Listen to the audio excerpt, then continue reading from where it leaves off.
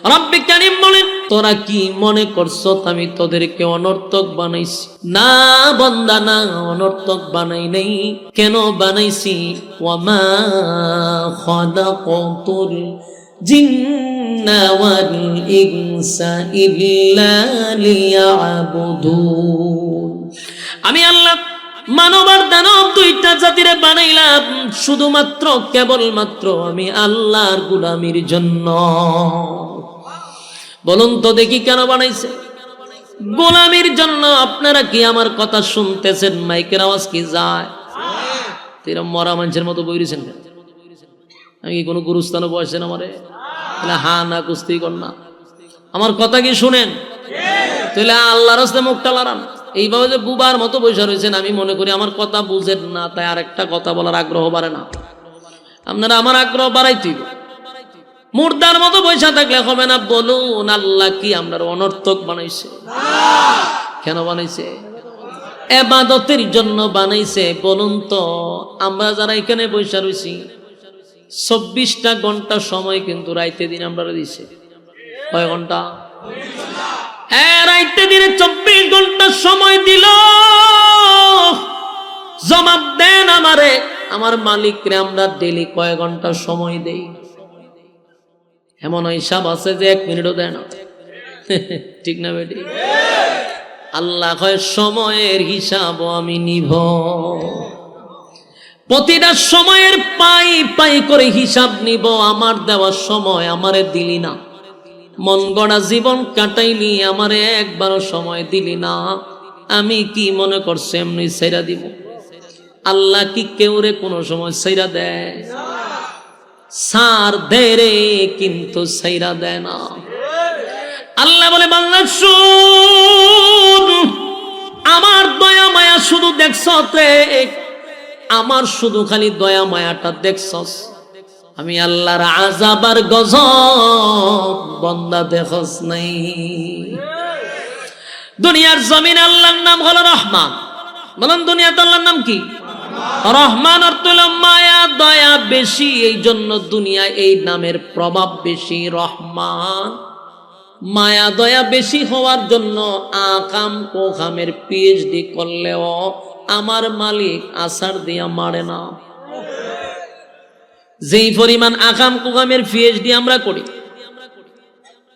আল্লাহ যদি চায় তাহলে ফেরেশতাদেরকে দিয়া একটা আসার মাইরা জাগাত মাইরা নিতে পারে, কিন্তু মারে না। কেন জানেননি? আল্লাহর নাম রহমান। আমার মালিকের মায়া দয়া বেশি।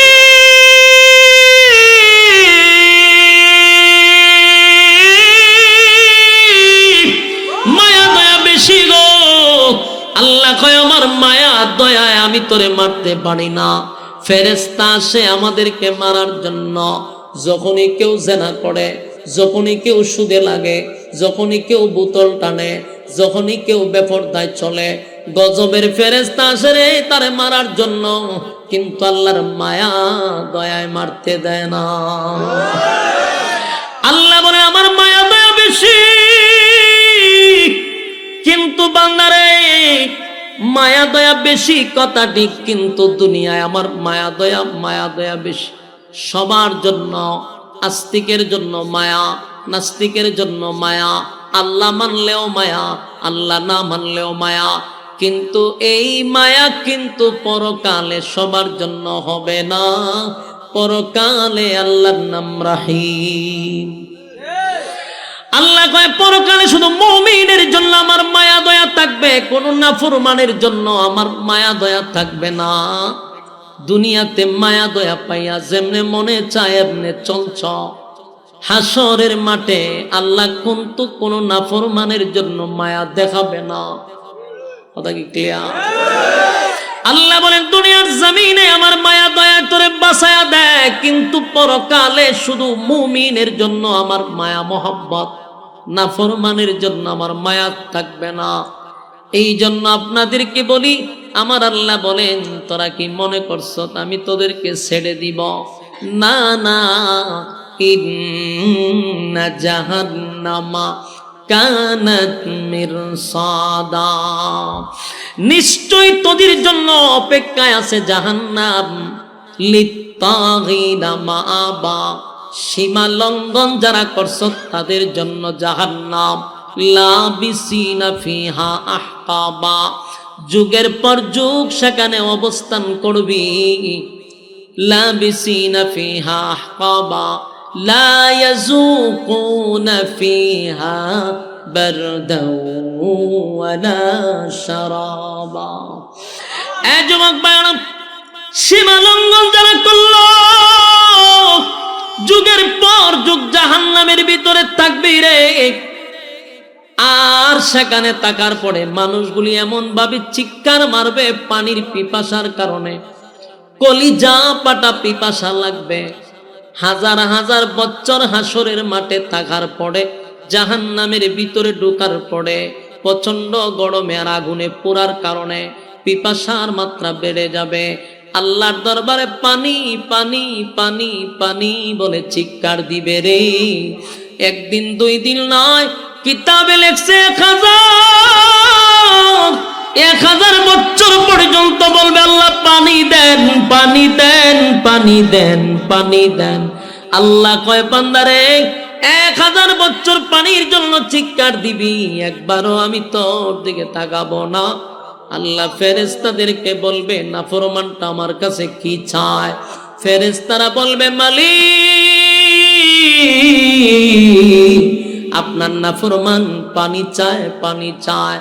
আল্লাহ তখন বলে দুনিয়ার জমিনে আমার মায়া দয়া দিয়া তারে ঘিরায় রাখছিলাম, কত নাফরমানি করছে বান্দা, জেনার পিএইচডি করছে, বোতল খাইছে, বেপরদায় চলছে, আমি আল্লাহর হুকুম মানে নাই, আমার নবীর তরিকায় চলে নাই।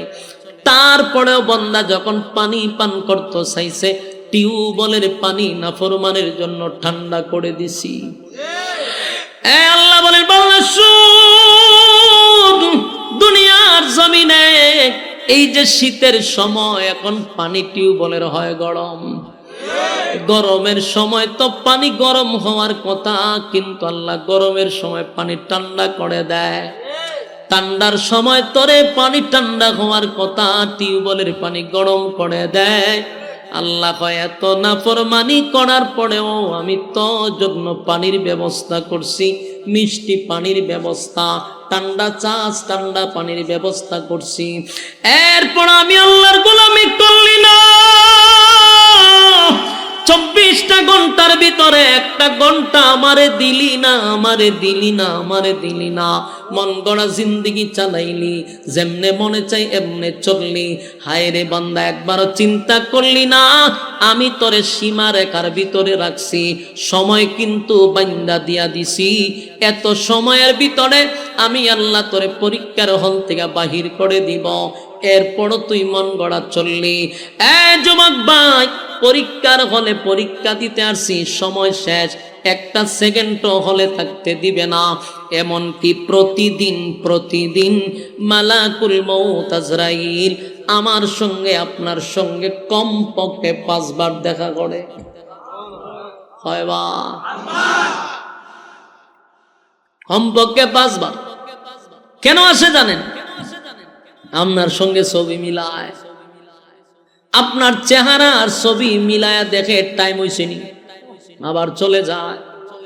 প্রতিদিন দেখা করে, কিন্তু কোন সময় আজরাইল আইসা দেখে আমরা কেউ জানাতে আসি, কোন সময় আজরাইল দেখে বোতল খাইতেছি, কোন সময় আজরাইল দেখে সুদে টাকা লাগায়া রাখছি, কোন সময় আজরাইল দেখে ফুর্তি আমতে আসি। অথচ ছবি আর আপনার চেহারা বারবার দেখতেছে, যদিও আমরা দেখি না। ফেরেশতা প্রতিদিন সাক্ষাৎ করে। যেদিন ডাক পড়ে যাবে গো, সেদিন কিন্তু 1টা সেকেন্ডও আর আপনাকে সময় দেওয়া হবে না। আল্লাহ কয় বান্দা রে, আমি আল্লাহ তোরে সময় দিলাম, সময়ের কসম করে পর্যন্ত বললাম ওয়াল আস, সময়ের কসম, ইন্নাল ইনসানা লাফি খুস, নিশ্চয়ই তোরা ক্ষতিগ্রস্ত। এতভাবে বলার পরেও তোরা সোজা হইলি না। এখন বুঝি জাহান্নামে পইরা পানি চাস, চাইলে কি দিব? কথা কয় না? দুনিয়ান আল্লাহর নাম হইল রহমান, পরকালে আল্লাহর নাম নাফরমানের জন্য রহমান থাকবে না। এক কথা কি শুনতেছে? আপনারা উড়াউড়ি করতেছেন না, এমনি মন ভেঙে লাইছেন। শ্রোতার যে কোয়ালিটি, আরো যদি উড়ে আনতে তো আরো সব গণেশ করলিবেন আমার। আপনারা মোনাজাত পর্যন্ত কেটা থাকবেন, হাত তুলেন, টানা মাই হাত তুলেন। হাত তো অনেকে লামাই রাখছে যে একটা উড়ায় না, এর লক্ষণ বড় খারাপ। এ যাইতো গা মোনাজাতের আগে আপনি হাত তুলেন। কোন বলে আমরা ওয়াদা করতেছি মোনাজাত পর্যন্ত তাহু তাই নিয়ত করলি শুনি হাত লামায়। অন যদি কেউ উঠে এটা মুনাফিক হয়ে যাইব, কারণ ওয়াদা বরখালাপ করছে। আমি খালি কমুক কেডা যায় রে, আপনারা সবে মুনাফিক যায় দেন, মান সম্মান ইজ্জত সব নষ্ট করে দেন। কথাগুলি একটু মনোযোগ দিয়ে শুনেন। বলুন, আমি কি আপনাদের সামনে কোনো গিচ্ছা কাহিনী বলতেছি? ওয়াজ বুঝেন না এই কারণে, কারণ গিচ্ছা শুনতে শুনতে জীবন শেষ, বাপ দাদাদের গল্প শুনতে শুনতে বাড়ির যান, কিন্তু কোরআন হাদিসের কথা কম শোনার কারণে আপনাদের মনোযোগী খুব কম। আমার প্রশ্ন হলো, রাতের ঘুম হারাম করে এখানে বসছেন কি বাপ দাদার গিচ্ছা শুনবার লেগা, কাল্পনিক গল্প শোনার লেগা? আফসোস, আমাদের দেশের আলেমরাও রাতের 12টার পরে বাপ দাদার গিচ্ছা টান মারে, সারা মাহফিলে একটা কোরআনের আয়াত সাপ্লাই দেয় না। আপনাদের জন্য আফসোস যে আপনারা এতক্ষণ সময় গিচ্ছা শুনবার লেগে বসে থাকেন, আর খান্দায়া মান্দায়া যায় বাপরে বাপ, বক্তা খিতা কইয়া খান্দাইছে, কোরআনের আয়াত কইছে। আপনাদের হাতে পায়ে দড়ি বলি, আল্লাহর কসম আমার জীবনেও কোনো ওয়াজ মাহফিল আমি গিচ্ছা কইছি না। আমি আপনাদের সামনে কোনো গিচ্ছা কইতাম না। 10টা মিনিটও যদি বসেন মনোযোগ দেয়া শুনেন, ডাইনে মামা ছায়েন না, এটি খুব বিরক্ত লাগে আমার কাছে। উড়াউড়িও করেন না, ছায়েনও না, একেবারে মনোযোগ দেন। আমিও বেশি সময় আপনাদের নষ্ট করবো না, তবে কথা যা শুনবেন মনোযোগ দিয়ে শুনতে হইব। একটা কথা মন গড়া বলবো না, মনোযোগ দিয়ে শুনেন। আশেপাশে যেটি দাঁড়ায় কথা কয় টান দেওয়া বসাইল, ডিস্টার্ব করার লেগে দিবেন না। বলুন, হাসরের মাঠে কি মায়া দয়া আল্লাহর থাকবো?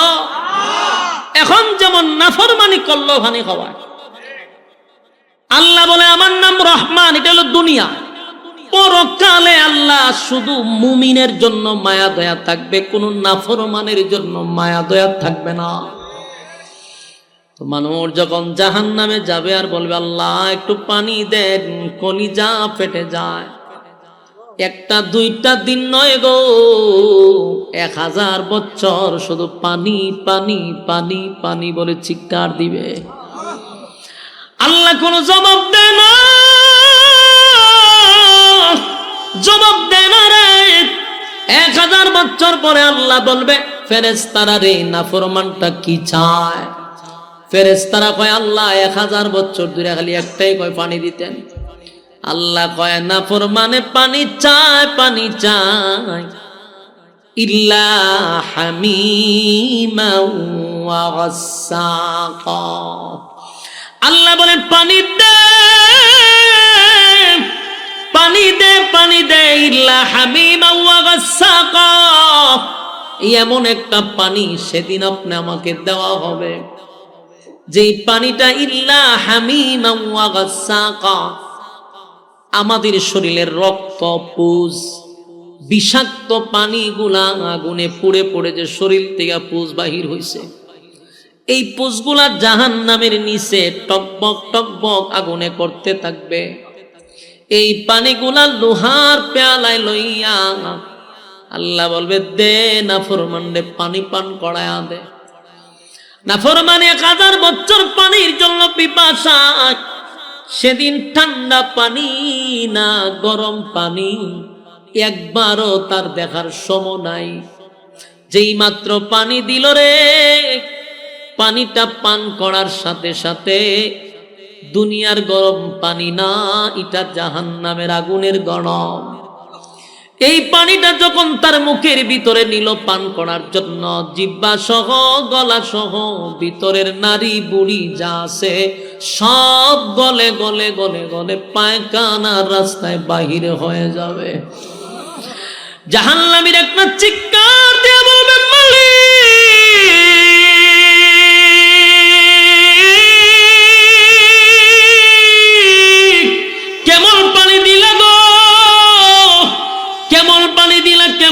পানি দিলা, এমন পানির কথা তো আপনার কাছে আমি বলি নাই। 1000 বছর ধরে পানি পানি পানি পানি বলে চিৎকার দিলাম, আল্লাহ এমন একটা পানি দিলেন যে ব্যথা বাড়ায়া দিলেন, কষ্ট বাড়ায়া দিলেন, কলিজা ছিদ্র হয়ে গেল, ভিতরের নারী বুড়ি গুলি গলে গেল। কেমন পানি দিলা গো? চিৎকার দেওয়া শুরু করবে। আল্লাহ তখন যে উত্তরটা দিবে, সেই উত্তরটা জাহান্নামীর জন্য মানসিক শাস্তি হয়ে যাবে। সে তো তার চিৎকার দিয়ে বলবে, আল্লাহ কেমন পানি দিলেন, কেমন পানি দিলেন, কষ্ট বাড়ায়া দিলেন, ভিতরের তো আর কিছু নাই, নারী বুড়ি গেল গা। আল্লাহ তখন ঠান্ডা মাথায় একটা উত্তর দিবে, জাযাআউ উইফাকা। এই উত্তর আসবে। এই উত্তরটা শোনার পরে জাহান্নামীরা মানসিক টেনশনে পড়ে যাবে। গরম পানি পান করার কারণে শারীরিক কষ্ট বেড়ে গেল, আর আল্লাহ যে উত্তর দিছে এটার কারণে মানসিক কষ্টটা তার বেড়ে গেছে, মানসিক কষ্ট বেড়ে গেছে। আল্লাহ কয় জাযাউ উইফাকা। বুঝ বন্দা এখন কেমন লাগে, কথা কি বুঝতেছে? আল্লাহ কয় বুঝ যখন মজা কেমন লাগে। দুনিয়ার জমিনে আমি তোরে ক্ষণস্থায়ী দুনিয়ায় পাঠাইলাম একটা পরীক্ষা দেওয়ার জন্য। বান্দারে তুই পরীক্ষা না দিয়া ফাজলামি শুরু করছস। সময় মাত্র 60 বছর। এই 60 বছর আখিরাতের মাত্র কয়েক ঘন্টা। ওই হিসাব করে আপনারে পাঠাইছে পরীক্ষা দেওয়ার জন্য। এই কয়েক ঘন্টা সময় তুই আকাম কুকাম কইরা পিএইচডি করে বসে রইছস। দুনিয়ায় তোরে দিলাম পরীক্ষার হলো পরীক্ষা দেওয়ার জন্য। তুই যত আকামের রাজনীতি করলি, যত আকাম কুকামের পিএইচডি করলি, তোরে তো আমি দুনিয়ায় পানি দিছি, ঠান্ডা পানি, গরম পানি, মিষ্টি পানি, শরবত বানায়া খাওয়াইছি, কিন্তু আমার নাফরমানি করলি, আমি আল্লাহর গোলামি করলি না, নবীর তরিকায় চললি না।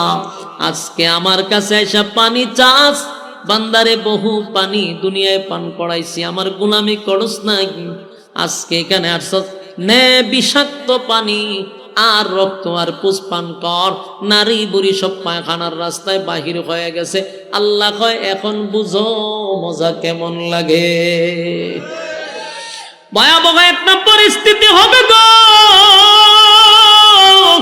উপায় থাকবে না, উপায় থাকবে না, উপায় থাকবে না, উপায় থাকবে না।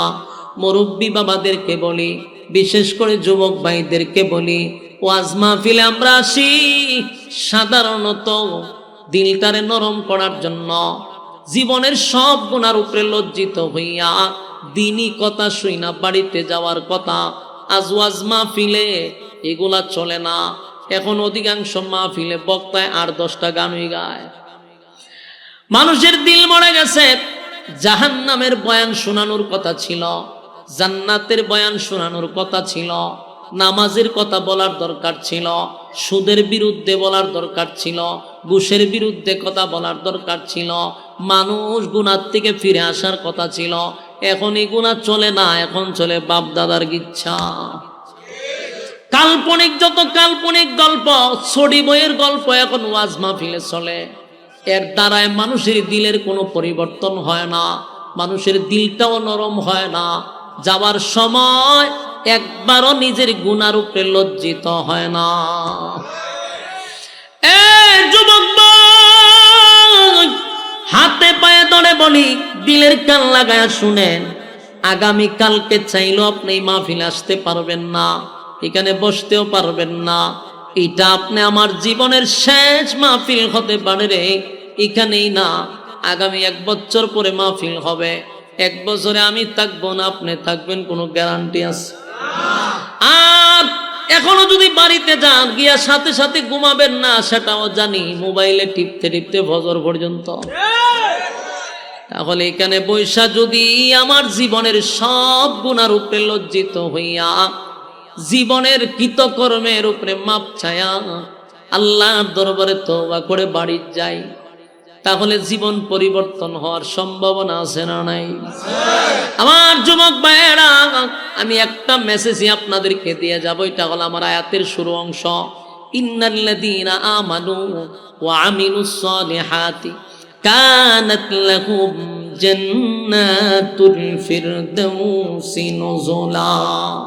আল্লাহ রাব্বুল আলামিন বলেন, এই নেক আমল করবি, ঈমান আনবি, ঈমান আনার পরে নেক আমল করবি, আমি আল্লাহ তোরে জান্নাতের মেহমান বানাবো। এটা সাধারণ কথা না, আল্লাহ ওয়াদা দিছে আমাদেরকে জান্নাতের মেহমান বানাবে। শর্ত হলো ঈমান আর নেক আমল। কথা হয় না? ঈমান বলতে কি বুঝলাম একটু আগে বুঝাইছি, যে সুদও খায় নিজের ঈমানদার দাবি করে, ঘুষও খায় নিজের ঈমানদার দাবি করে, এমন ঈমানদার নয়। আরেকজনের জায়গা দখল করে বসে আছে এরকম ঈমানদার, এমন ঈমানদার নয় রে। সাহাবীদের মতো ঈমান আনতে হবে।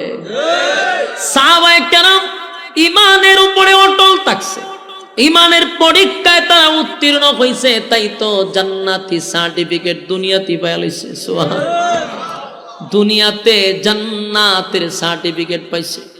এমনকি দুনিয়ায় থাকা অবস্থায় তাদেরকে ফেরেশতারা সালাম দিত। অসংখ্য সাহাবীদেরকে আল্লাহ নিজেও সালাম দিছে। কেন জানেন? পরীক্ষায় ফার্স্ট ডিভিশনে পাস। বলুন আমরা ঈমান আনবো কার মতো? সাহাবায়ে কেরামদের মতো ঈমান আনবো। আল্লাহর হুকুম সাহাবীদের মতো পালন করব, নবীর তরিকা সাহাবীদের মতো পালন করব। আল্লাহরে কতটুক সাহাবায়ে কেরাম মহব্বত করত, নবীর ভালোবাসা সাহাবীদের প্রতি কেমন ছিল, এরকম ভালোবাসা আমাদের দরকার আছে না? না। আমার যুবক ভাইরা, ঈমানের পরীক্ষা হবে গো। নবীদেরকেও আল্লাহ পরীক্ষা করছে রে, নবীদেরকেও আল্লাহ পরীক্ষা করছে। দাউদ নবীরে পরীক্ষা করছে, আইয়ুব নবীরে 18 বছর পরীক্ষা করছে। এরপরে জাকারিয়া নবীরে করাতের নিচে টুকরা করে আল্লাহ পরীক্ষা করছে। ইব্রাহিম খলিলুল্লাহরে বারবার পরীক্ষা করছে। নূহ পয়গম্বরের 950 বছর পরীক্ষা করছে। আমাদের নবীর উপর মুসিবত পরীক্ষা গেছিনি? খাদা হয় না? তাহলে নবীদের উপরে যদি পরীক্ষা হয়, তোমারে আর আমারে পরীক্ষা ছাড়া ছেড়ে দিব? পরীক্ষা হবে গো, ঈমানের পরীক্ষা হবে। সাহাবীদের যুগেও পরীক্ষা হয়েছে। ঈমান আনার কারণে, ঈমান আনার কারণে তাদেরকেও গরম তৈলের মধ্যে ছেড়ে দিছে। গোশত আলাদা, হাড্ডি আলাদা হয়ে গেছে। এরপরও তারা ঈমান ছাড়ে নাই, ঈমান ছাড়ে নাই, পরীক্ষা দিছে, ঈমানের পরীক্ষা। ফেরাউনের যুগে ফেরাউনের বউ আসিয়া ঈমানের পরীক্ষা দিয়ে জান্নাতে গেল। ফেরাউনের মেয়ের দাসী, মেয়ের চাকর, উনিও কিন্তু জান্নাতে গেছে। সুবহানাল্লাহ। ফেরাউনের কাজের মহিলা যদি জান্নাতে যেতে পারে পরীক্ষা দিয়া, আসিয়া যদি যেতে পারে পরীক্ষা দিয়া, নবী রাসূলগণকে আল্লাহ দিল পরীক্ষা। সাহাবায়ে কেরাম ঈমান আনার কারণে পাইল পরীক্ষা। তুমি আর আমি যদি নিজের ঈমানদার দাবি করি, বলো না আমাদের উপরে পরীক্ষা আছে না? না, পরীক্ষা আছে রে। পরীক্ষা ছাড়া আল্লাহ জান্নাত দিবে না, পরীক্ষা ছাড়া আল্লাহ জান্নাত দিবে না। কত সাহাবীরা ঈমানের পরীক্ষা দিতে গিয়া দুনিয়ায় জান্নাতের সার্টিফিকেট পাইছে। আমার যুবক ভাইয়েরা, আল্লাহর নবীর যুগের সাহাবীরা ঈমান আনার কারণে তারা কিন্তু নির্যাতনের শিকার হইছে। এমনকি নির্যাতনের স্টিম রোলার তাদের উপরে চাপায়া দিছে।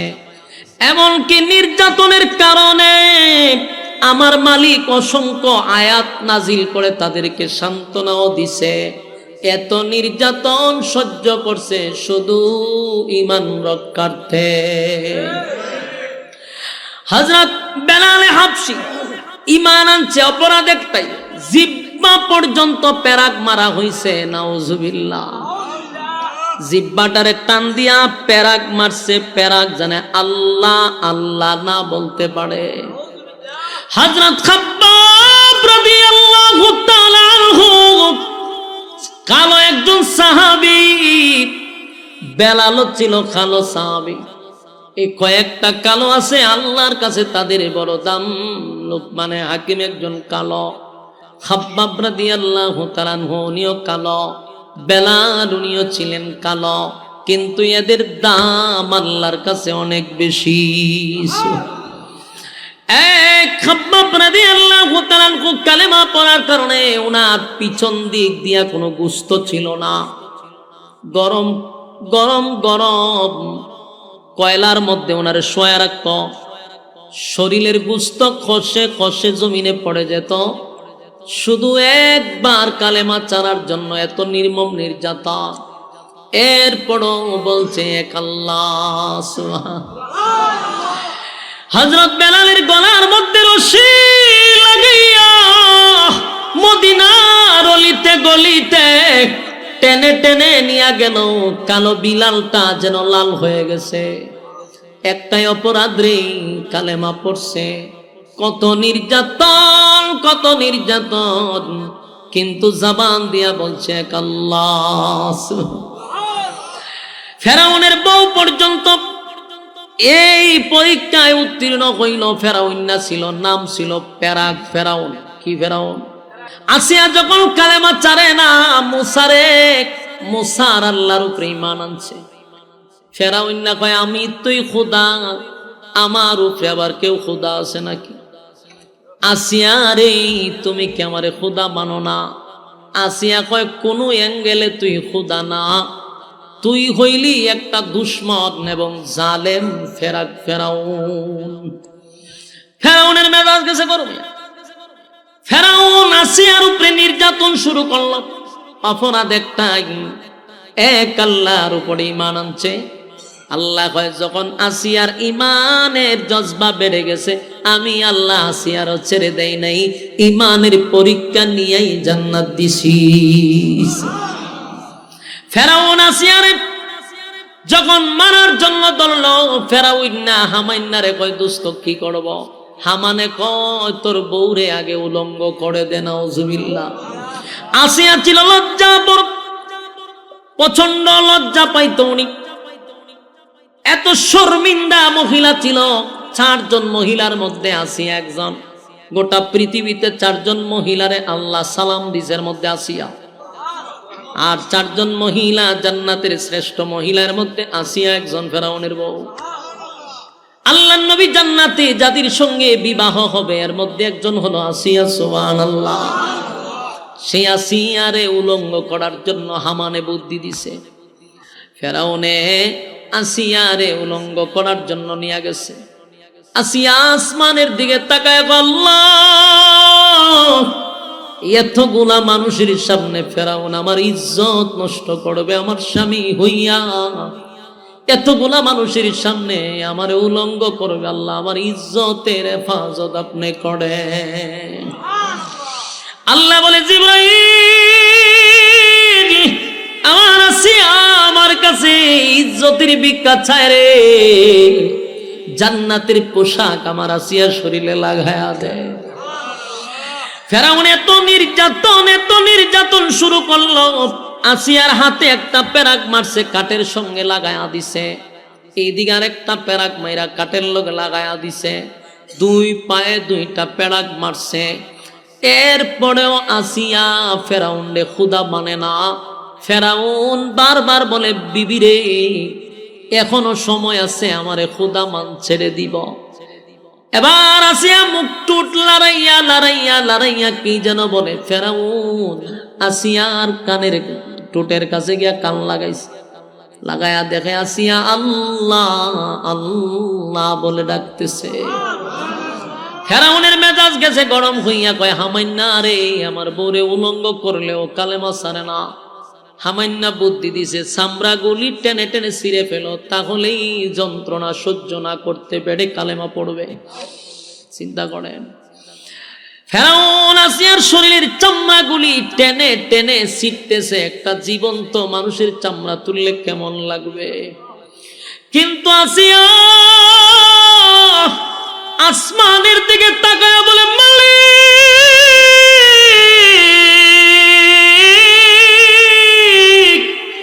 আমি আর বরদাস্ত আল্লাহ এই জালেমের কাছ থেকে আমারে বিদায় দাও, আমারে বিদায় দাও, বিদায় দাও। আল্লাহ তোমার পাশে আমার একটা ঘর বানায়া দাও। আল্লাহর কাছে দরখাস্ত করার সাথে সাথে আসিয়া মুস্কি মুস্কি হাসতেছিল।